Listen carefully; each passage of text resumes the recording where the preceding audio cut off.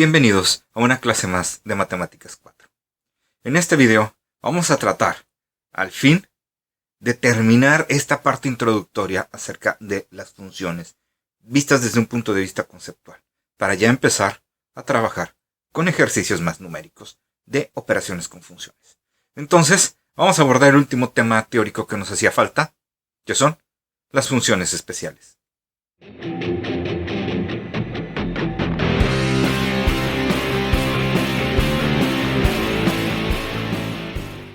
Cuando nos referimos a funciones especiales, me refiero a que son funciones notables, es decir, funciones básicas cuya forma es reconocible y que el estudiarlas es muy simple porque podemos obtener de una manera muy rápida sus elementos, es decir, el dominio y el rango de una manera muy fácil. Se puede llegar a confundir con un grupo de funciones especiales que pertenecen a una rama de las matemáticas mucho más complicada, más compleja, de matemáticas superiores que se estudian en universidad, que son las funciones especiales y las transformadas integrales. Es un curso que se da en semestres superiores. Entonces no son aquellas, sino son un grupo de funciones mucho más simples. Quizá en lugar de llamarle funciones especiales, le deberíamos de llamar funciones notables. Pero bueno, el nombre es lo de menos. Van a ser 5 las funciones especiales que vamos a tratar. Y las primeras 3 van a ser en esta tabla. La primera de las funciones notables o funciones especiales que vamos a conocer es la función constante. También hablaremos de la función identidad y de la función valor absoluto. ¿Cómo son sus formas analíticas? Es decir, su fórmula, su expresión. Bien, bueno, la función constante es muy simple. F de x igual a un numerito. La función identidad es f de x igual a la misma x. Y la función valor absoluto es f de x igual a la x entre dos barritas. Ahorita hablaremos de ella. ¿Qué es lo interesante en la función constante? Si lo viéramos desde el punto de vista sagital, lo que pasa aquí es que del conjunto de salida, todas llegan a un solo valor. Todas las asignaciones van a un solo valor. Solo me regresa una cosa. No importa el valor de x que ponga aquí, la función siempre me va a regresar el mismo valor, que es la k. Por lo tanto, el dominio es muy amplio. Como todos los valores me van a mandar a una sola k, entonces puedo tomar absolutamente todos los valores. Todos los números reales, o la otra forma de escribirlo es como intervalo desde menos infinito hasta infinito. El rango. El rango también es muy fácil de calcular, porque solo me va a regresar un valor. Y entre llaves, usando la notación de conjunto, tendría que especificar el valor de la k. Su gráfica también es muy sencilla. ¿Por qué? Porque va a ser una línea horizontal que va a estar cruzando el eje de las y's en el valor k. Esa es la función constante. La función identidad. El valor que le pongamos aquí es el mismo que me regresa. Entonces su dominio también es muy simple, porque siempre me va a estar regresando lo que yo le dé, entonces le puedo dar cualquier cosa y me la va a regresar. Son todos los números reales. Y por lo tanto, su rango van a ser también todos los números reales. Desde el menos infinito hasta el infinito, pasando por cualquiera, pues. Entonces, aquí está, esta gráfica es un poquito más interesante. Porque, por ejemplo, si la x dice 1, pues la y también va a dar 1. Si la x dice 0, pues la y vale 0. Si dice menos 1, la y también dice menos 1. Si hablamos de 3, la y hablará de 3. Entonces, va a ser una línea recta. Y no cualquier línea recta. Una línea recta en un ángulo de 45 grados. Entonces, esa es la función identidad, la segunda de nuestras funciones especiales o notables. El valor absoluto. ¿Se acuerdan ustedes qué es el valor absoluto? En primaria nos hablaron de que creo que en primaria, tal vez en principios de secundaria, que un número tiene dos valores, un valor relativo y un valor absoluto. El valor relativo depende de qué lado del cero en la recta numérica está. Si está del lado izquierdo, entonces es negativo. Si está del lado derecho, entonces es positivo. Aunque la distancia del cero a ese número sea la misma en ambos lados, el signo le confiere ese valor relativo. Entonces hay positivos, hay negativos. Pero el valor absoluto lo que hace es tumbarle el signo y regresarnos en sí la cantidad bruta. Es decir, que si yo le pido el valor absoluto de menos 3, me va a regresar 3. Si yo pido el valor absoluto de 7, pues también me va a regresar el positivo. Siempre me va a regresar el positivo. Y el valor absoluto de 0, pues es 0. Punto. Se acabó. Es entre barritas. Es muy importante que lo hagamos entre barritas. No es como que paréntesis o corchetes. No. Son barritas. Entonces, ¿qué es lo importante? Su dominio. A cualquier valor que yo le ponga dentro del valor absoluto, le puedo tumbar el signo si es que tiene y si no lo dejo igual. Entonces, puedo usar cualquier valor, por lo tanto son todos los reales. Su rango, esto es importante. No me va a dar negativos. ¿Okay? No me puede dar negativos. ¿Por qué? Porque les va a tumbar el signo. El valor más pequeño va a ser 0. Entonces no van a ser todos los números reales o un solo valor. Va a ser un rango, un intervalo, que va a ir desde el 0 hasta el más infinito. Su gráfica es muy interesante. Por ejemplo, si yo quiero el valor absoluto de 0, pues es 0. El valor absoluto de 2 va a ser 2. El valor absoluto de menos 2, pues también va a ser 2. Y así puedo seguirme y me voy a dar cuenta de que es una recta que viene bajando a 45 grados negativos y rebota en el 0 y se va para el otro lado.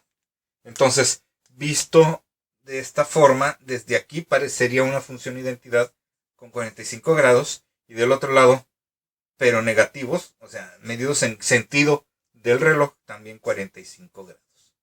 Entonces tiene una gráfica muy reconocible y lo bueno es que tiene una forma reconocible y el dominio del rango son fáciles de calcular.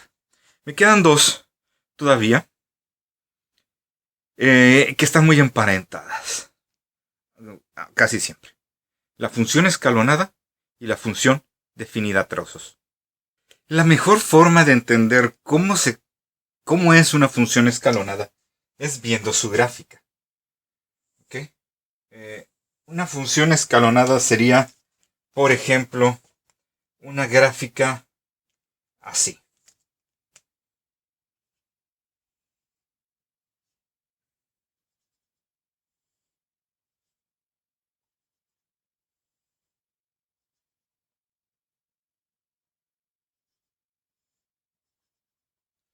Así. Por ejemplo.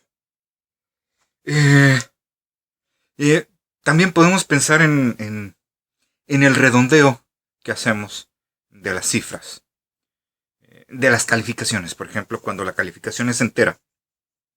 Una persona que saque, digamos, cuando la calificación mínima probatoria es de 6. En algunos sistemas educativos, desde 4.5 sube a 5, el 5 se queda en 5, 5.9 se queda en 5.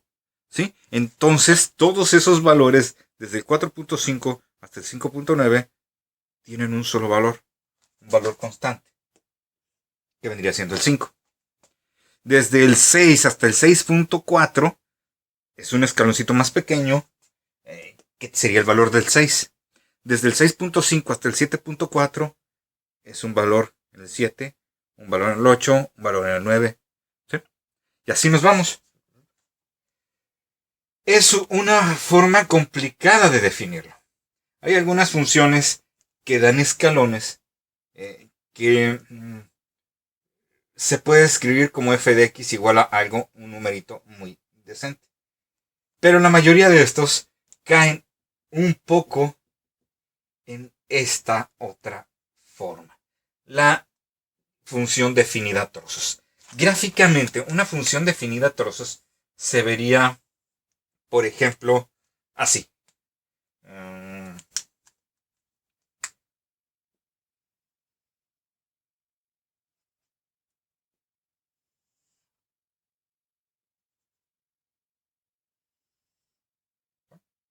Entonces, aquí hay un trozo, una línea recta, y luego aquí hay un pedazo de parábola. Digamos que esto llega hasta el 2, 1, y luego hacia abajo. Entonces, ¿de qué se trata esto? Bueno, se trata de que la función f de x es igual a, y se abre una llavecita. Y es igual a 1 si x viene desde menos infinito hasta 0. Es igual a x cuadrada más 1 si x está entre 0 y 2. Y es igual a menos x más 4 si x está entre 2 y más infinito. Es decir, que cada trozo está definido. Entonces la función agarra un valor de su dominio, llega aquí y se pregunta en qué rango caigo. No, pues que caigo en este rango, entonces de esta forma calculo la función. Si cae en este rango, esta sería la función. Si cae en este rango, así se calcularía esta función. Y entonces muchas veces las funciones escalonadas se definen mediante trozos. Vale 3 entre tal rango y tal rango. Vale menos 5 entre tal rango y tal rango. Vale 2 entre tal rango y tal rango, etc. ¿Sí? Por lo tanto, el dominio y el rango va a depender mucho de la forma en que se defina. Entonces,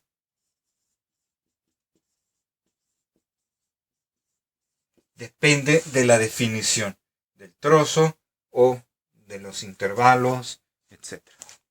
Esas son las formas, las 5 funciones notables o funciones especiales.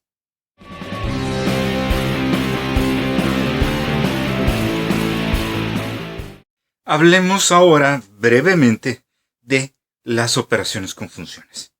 Hay 4 operaciones básicas con funciones y una no tan básica que la veremos en un video posterior. Supongamos que tenemos f de x que es 3x menos 5 y g de x que es 2x más 7. Y yo quiero sumar las dos funciones. Entonces vamos a definir una nueva función llamada f más g con el argumento x, que se va a definir como la expresión analítica de f como la g de x, con la g de x. Así vamos a definir la función. De igual manera, podemos definir la resta de f menos g como la expresión analítica de f menos la expresión analítica de g. Esto es una nueva función. No solo es operarlas. Estamos creando una nueva función en base a esto y en base a esto. ¿Cómo se crea esta función? Sumando las dos expresiones y esta restando las dos expresiones. También podríamos multiplicarlas. Y sería multiplicar la expresión de f de x por la expresión de g de x. E inclusive dividirlas. F de x entre g de x. Aquí lo único es que necesitamos que la parte de abajo no se haga 0. ¿Por qué? Porque sabemos que en una división la parte de abajo no puede ser 0. Y ahorita haré brevemente un comentario acerca de esto. Entonces, f, que es 3x menos 5, lo sumo con 2x más 7. Puedo quitar los paréntesis tranquilamente, porque no afectan, aquí no afectan, en la resta sí. Y me va a quedar 3x menos 5 más 2x más 7. Es decir, 3x y 2x, 5x, 7 menos 5, 2. Esta es la nueva función. F más g de x es 5x más 2. Veamos cómo sería la resta. 3x menos 5 más 2x más 7. Perdón, menos, porque esta es una resta. Entonces, si quitamos el primer paréntesis queda igual, el segundo paréntesis me afecta a los dos signos. Y entonces 3x menos 2x me queda una sola x. Menos 5 y menos 7 me queda menos 12. Es una nueva función. Si multiplico, bueno, esto sería un poquito, pues, más laborioso. 3x por 2x son 6x cuadrada. 3x por 7, 21x. Menos 5 por 2x, menos 10x. Y menos 5 por más 7, menos 35. Dándome como resultado un 6x cuadrada. 21 menos 10, 11x. Menos 35. Ahí está. La más fácil en este tipo de representación, en representación analítica, es la división. 3x menos 5 entre 2x más 7. Y ya, se acabó. No tengo que hacer nada más. Esas serían las operaciones con funciones. Obviamente puede haber cosas mucho más interesantes. Claro que sí. Como por ejemplo, si yo quisiera f más g del valor de 4, entonces tengo dos opciones. Puedo calcular la suma de las funciones y aquí sustituirle el 4, que sería 5 por 4 más 2. Esto es 5 por 4, 20 más 2. Estos son 22. O bien sumar las dos expresiones para el 4, es decir, f de 4 más g de 4. F de 4 sería 3 por 4 menos 5 y g de 4 sería 2 por 4 más 7. 3 por 4 son 12 menos 5, 2 por 4 son 8 más 7. 12 y 8 son 20, 27 menos 5 son 22. El mismo resultado que aquí. Entonces, esto me comprueba que es verdad. Esto y esto son iguales. ¿Qué me convendría hacer? Pues, si tengo así las funciones en bruto, pues a lo mejor me conviene sustituir las dos y ya. Pero si no voy a hacer una sola evaluación, sino que voy a evaluar bastantes números, pues definitivamente primero me conviene hacer la suma de las expresiones analíticas para luego nada más sustituirlo. Bueno, esto es a muy grandes rasgos las operaciones con funciones. Como dije, habrá otras operaciones, sobre todo la función composición, pero esa la veremos después. Por lo pronto dejaremos aquí el video y ya, como podemos ver, podremos hacer algunos ejercicios. Nos vemos en el siguiente video.